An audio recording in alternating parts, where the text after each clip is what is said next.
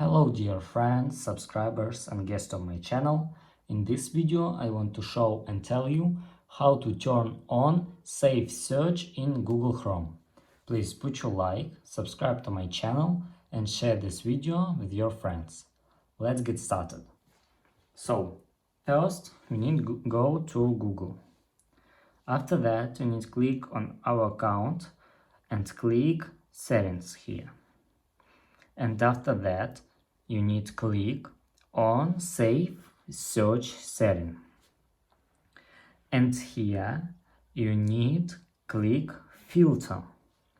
And this helps filter out explicit images, text and links. And that's all.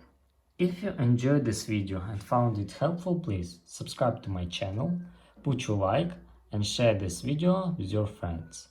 Bye bye everyone, see you later.